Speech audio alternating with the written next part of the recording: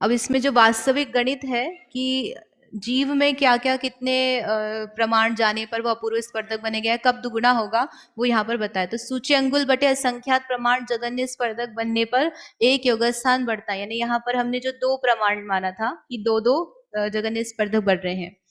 तो श्रेणी बटा असंख्यात प्रमाण जगन्य स्पर्धक बढ़ने पर कितने योगस्थान होंगे? तो यहाँ पर हमने इसको माना था 80, जो 80 हम ले रहे हैं। तो यहाँ पर फिर उसका क्या करेंगे, श्रेणी बटे संख्यात में सूची अंगुल के संख्यात्व का भाग दिया, इसका मतलब कितने स्थान जाने पर योग स्थान दुगुना हुआ। ये जो हमने यहाँ पे 40 स्थान माना है वो यहाँ पर निकल कर आया कि पहले स्पर्धक से 40 स्थान जाने पर योग स्थान 80 का 160 हुआ दुगुना। तो एक्चुअल में कितना निकल कर आ रहा है, ये श्रेणी बटे असंख्यात। सामान्य से हम लिखेंगे तो जगत श्रेणी का असंख्यात व भाग प्रमाण योग स्थान हो जाएंगे, तब जाकर के क्या हो रहा है, दुगुना। उदाहरण दिया इसमें,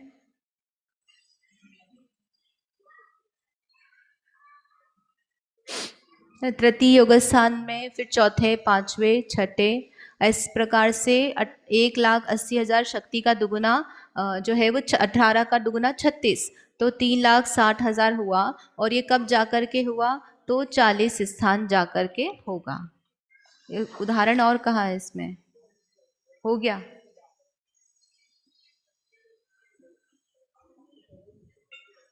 बता दिया वो उदाहरण, तो अभी बता दिया ना, ठीक है, हो गया, समझ में आ गया बहुत अच्छे से।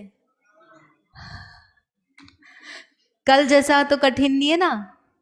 अब सुबह शाम का कंपैरिजन तो मैं नहीं कर सकती क्योंकि सामने ही बैठे हैं मैं तो कल घर पे थी तो इसलिए चल गया। हाँ, पीछे भाई साहब पूछिए, पीछे माइक दे दीजिए। अब नया विषय शुरू करने का टाइम है अपने पास, कर सकते हैं। कुछ अपूर्व स्पर्धक जो हमने बनाया था उसके लिए हम गए थे श्रेणी के असंख्यात बराबर स्थान आगे चले गए थे, और कुल योग स्थान की संख्या भी श्रेणी बटे असंख्यात भाग है। तो वो जो हम श्रेणी का असंख्यात भाग कर रहे हैं, जो कुल योग स्थान है वो ज्यादा है और ये बहुत कम है। अच्छा, ठीक, इनको कम लेना। और किसी के प्रश्न हो गए सबके? सौम्या दीदी, ये जो अपन अपूर्व स्पर्धक बना रहे हैं, तो जो फर्स्ट अपूर्व स्पर्धक बना वो जो नई गुणहानी बनेगी सबसे लास्ट में आएगा, तो उसकी जो और जो अपूर्व स्पर्धक बढ़ेंगे तो उनकी भी क्रमशः शक्ति बढ़ती हुई रहेगी। हाँ ना? क्योंकि आगे आगे शक्ति बढ़ी रही है ना, तो जो अपूर्व स्पर्धक बनना है वो ऊपर ही जाएगा, ऊपर इन द सेंस कि उसकी शक्ति ज्यादा ज्यादा ज्यादा ही आएगी, ऐसा ही उसमें लगाना।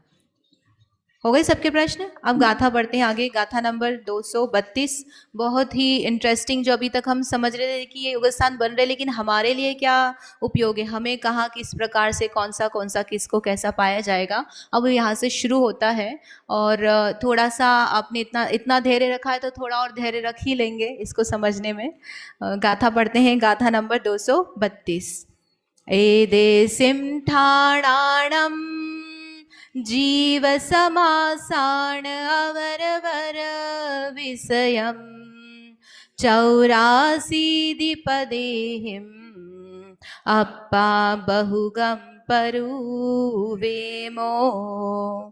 एदेसिम ठाणाणम, अब ये जो स्थान बता रहे हैं हम योग स्थान के, इसमें जीव समासाण अवर वर विषयम, जो जीव समास के 14 भेद हैं उनका जगन्य और उत्कृष्ट लगाना, और उससे क्या बनेगा, 84 पदेहिम, उससे 84 पद बनेंगे। अप्पा बहुगम परुवेमो, उसमें अल्प बहुत्व करके जानना चाहिए, उसका कथन करते हैं यहाँ पे। अब 84 योग स्थान जो हम बार बार कह रहे हैं उसका क्या मतलब है कि जो 14 जीव समास कहे हैं उसी में हम जगन्य और उत्कृष्ट लगाएंगे। अब 14 जीव समास कौन कौन से हैं, तो पहले दिन भी मैंने बताए थे, है ना, याद है क्या किसी को?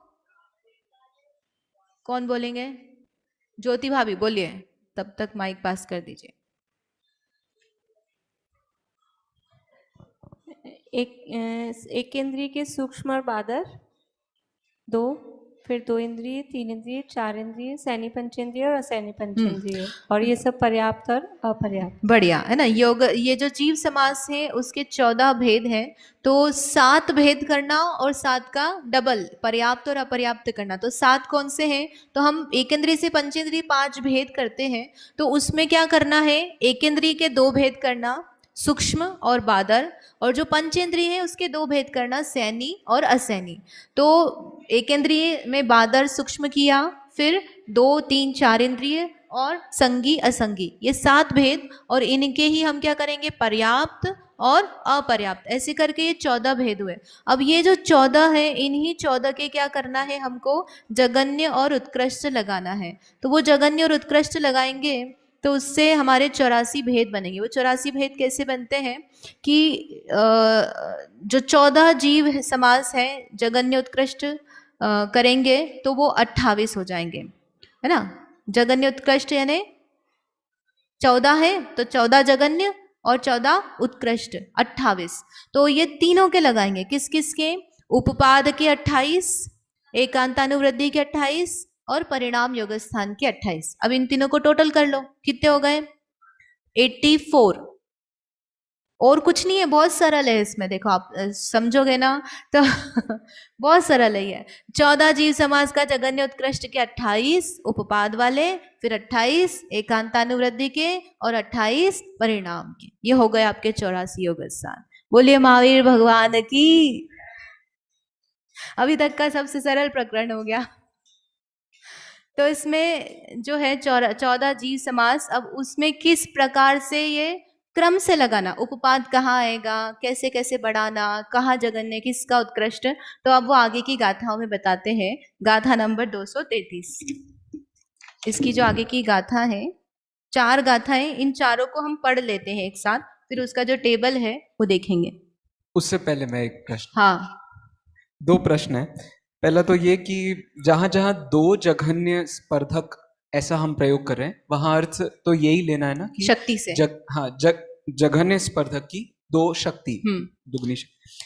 दूसरा प्रश्न ये है कि जैसे आपने अभी कहा था कि अपूर्व जो स्पर्धक है वो कुछ ही जीवों को बनता है। अब अनादिकाल से जीव तो सभी हैं, तो अपूर्व स्पर्धक सभी को बनना चाहिए? नहीं नहीं, कुछ ही जीवों को नहीं बन रहा है। वो जो योगस्थान की हम रेंज बता रहे हैं, ये जो 84 योगस्थान बताएंगे ना, इसमें जो डायग्राम है हमारा, जो आपको इनिशियली दिखाया भी था मैंने, ये हमारी रेंज है पहले से लेकर 84 तक। तो इसमें कई बार मतलब आप चाहोगे यहाँ पर दुगुना हो गया, फिर यहाँ चौगुना हो गया, या 8 गुना, ये रेंज है ना। अब इसमें इस रेंज में से आप किस जाति के स्वामी हो और कहाँ हो, तो वो कौन सा योग हो रहा है तो आपको बन सकता है, उसमें कोई बाधा नहीं है। ये तो हम उसका किस तरह से कैलकुलेशन होकर योगस्थान की संरचना बन रही अलग अलग आगे आगे, वो बता रहे हैं। तो कि यहाँ पर ये जो योगस्थान बना था, कब जाकर ये इसकी शक्ति डबल होगी, फिर इससे आगे कितने स्थान यानी कितने योगस्थान हम आगे जाएंगे तब 4 गुना 8 गुना ये सारे होंगे। तो वो कौन सा जीव है? सूक्ष्म को भी अपूर्व स्पर्धक वाला योगस्थान हो सकता है जो हम बोल रहे हैं। ठीक है, दोनों प्रश्न हो गए आपके? ठीक है, तो गाथा नहीं पढ़ी ना अभी मैंने?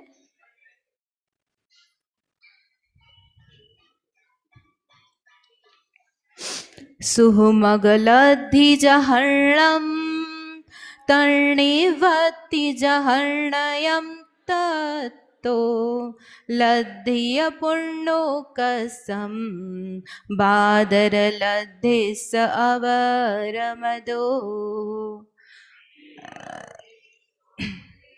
एक एक का अर्थ कर लेते हैं कि पहले पढ़ ले सारे?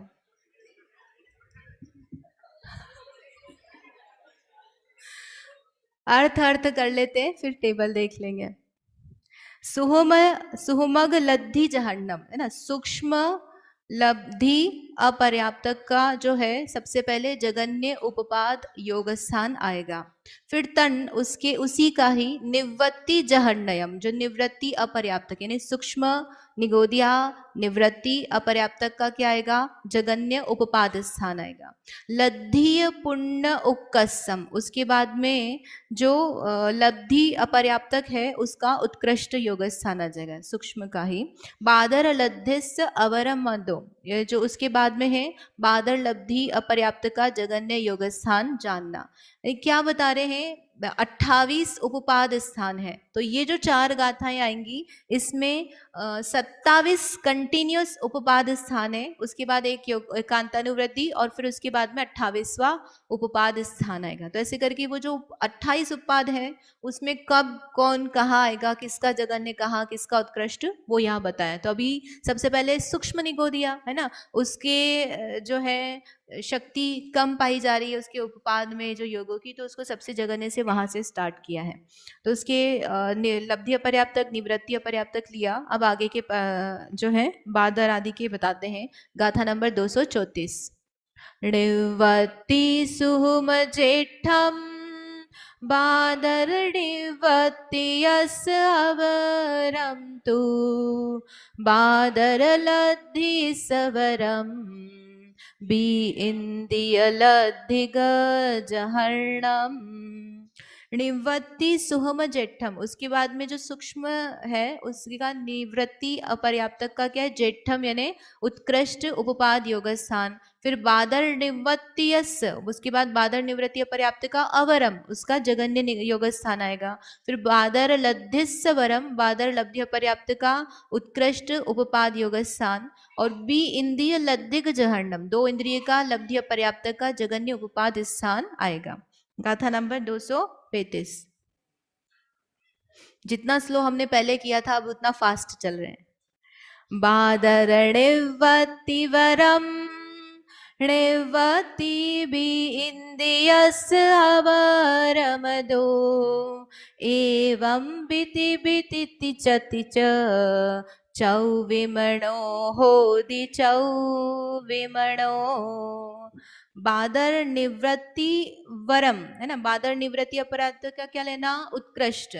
फिर उसके बाद में निवृत्ति बी इंद्रियस अवरमदो, यानी 2 इंद्रिय जो है उसका निवृत्ति का अपर्याप्त का निवृत्ति अपर्याप्त का जगन्य अवरमदो जगन्य योग स्थान लेना।